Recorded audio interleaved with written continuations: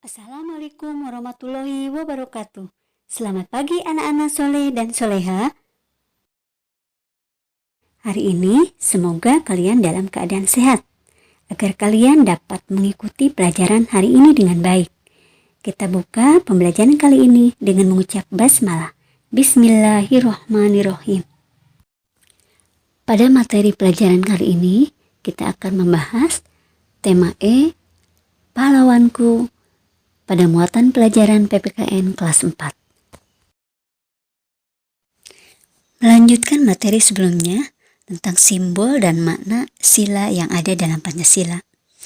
Pada kesempatan kali ini, kita akan membahas tentang simbol dan makna sila keempat Pancasila. Sila keempat Pancasila yang berbunyi, kerakyatan yang dipimpin oleh hikmat kebijaksanaan dalam permusyawaratan perwakilan. Simbol sila keempat Pancasila adalah kepala banteng yang terletak pada bagian kanan atas perisai berlatar merah. Banteng merupakan binatang sosial yang suka berkumpul, sama halnya dengan manusia. Makna dari lambang kepala banteng tersebut yaitu pengambilan keputusan harus dilakukan secara musyawarah, salah satunya dengan cara berkumpul untuk mendiskusikan suatu masalah. Adapun makna yang terkandung dalam sila keempat Pancasila antara lain: 1. Mengutamakan kepentingan bersama bangsa dan negara di atas kepentingan pribadi dan juga golongan. Yang kedua, menjunjung sikap bijak, jujur, dan adil. Ketiga, mengutamakan persatuan dan kesatuan. Yang keempat, tidak memaksakan kehendak kepada orang lain. Kelima, melaksanakan musyawarah dengan semangat kekeluargaan. Keenam, mengutamakan musyawarah dalam mengambil keputusan untuk kepentingan bersama. Ketujuh, selalu menghargai dan menghormati hasil musyawarah mufakat.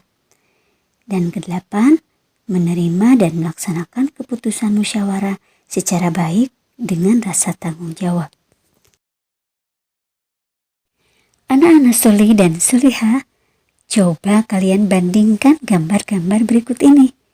Gambar manakah yang mencerminkan makna sila keempat Pancasila? Ya, betul. Gambar yang kedua. Karena pada gambar kedua, mengutamakan musyawarah dalam pengambilan keputusan untuk kepentingan bersama. Pancasila merupakan pedoman bagi bangsa Indonesia untuk bersikap dan juga bertindak. Oleh karena itu, seharusnya kita pun mengamalkan nilai-nilai Pancasila dalam kehidupan sehari-hari. Apakah kalian sudah menerapkan sila keempat dalam kehidupan sehari-hari? Perhatikan sikap yang sesuai dengan sila keempat berikut ini. Yang pertama adalah menghormati perbedaan pendapat. Kedua, menghargai orang lain. Ketiga, bermusyawarah untuk mufakat. Berikutnya adalah contoh penerapan dalam kehidupan sehari-hari. Yang pertama, menghargai pendapat teman saat berdiskusi di kelas. Yang kedua, ketika membuat kesalahan, kita harus meminta maaf. Yang ketiganya, berdiskusi saat kerja kelompok.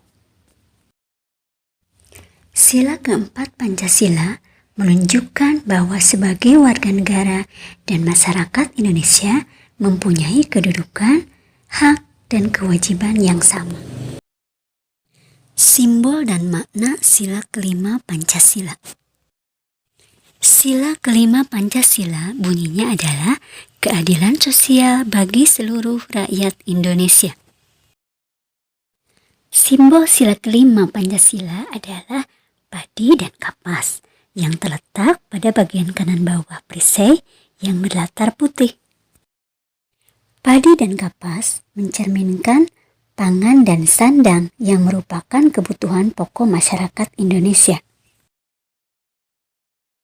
Lambang padi dan kapas ini mencerminkan persamaan sosial rakyat Indonesia. Artinya tidak adanya kesenjangan sosial.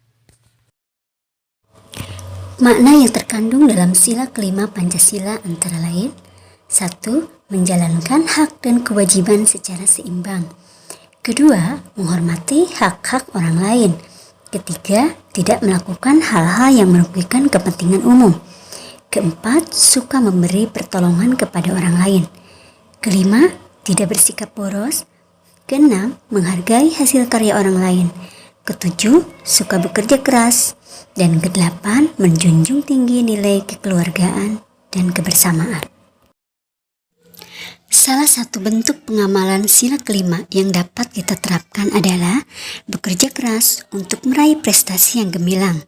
Dengan prestasi, kita dapat membanggakan orang tua, sekolah, bahkan bangsa Indonesia. Ayo kita belajar dengan tekun dan giat sesuai bidang yang kita sukai.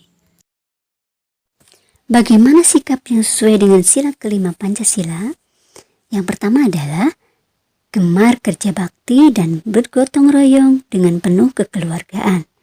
Kedua, bersikap adil dan tidak pilih-pilih dalam berteman. Ketiga, tidak diskriminatif atau tidak mempedulikan latar belakang, agama, suku, ras, golongan, dan sebagainya. Keempat, murah hati dalam memberikan pertolongan. Yang kelimanya, menghormati dan menghargai hak orang lain, tentunya dengan cara menyeimbangkan pemenuhan hak diri dan juga kewajiban diri. Ini merupakan tidak hanya amalan dari sila bangsa Pancasila.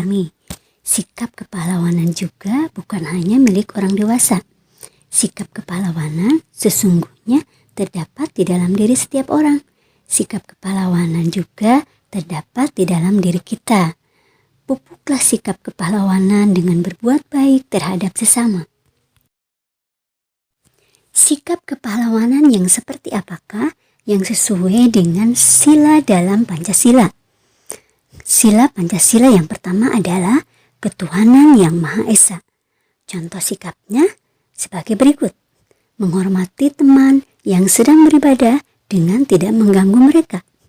Kemudian yang kedua, sila Pancasila yang berbunyi kemanusiaan yang adil dan beradab. Contoh sikapnya adalah mengerjakan tugas piket dengan penuh tanggung jawab. Sila Pancasila yang ketiga bunyinya adalah persatuan Indonesia. Contoh sikap yang kita ambil adalah mendahulukan kepentingan kelompok dibandingkan kepentingan diri sendiri. Kemudian sila Pancasila yang keempat bunyinya adalah kerakyatan yang dipimpin oleh hikmat kebijaksanaan dalam permusyawaratan perwakilan. Contoh sikapnya, ketika mendapatkan tugas kelompok, kita tidak memutuskan sendiri, melainkan mendiskusikannya bersama-sama. Kemudian sila Pancasila yang terakhir yaitu sila kelima. Bunyinya adalah keadilan sosial bagi seluruh rakyat Indonesia. Contoh sikapnya adalah menjadi dokter kecil di sekolah. Anak-anak yang soleh dan soleha, amatilah gambar berikut ini. Manakah yang merupakan contoh sikap kepahlawanan?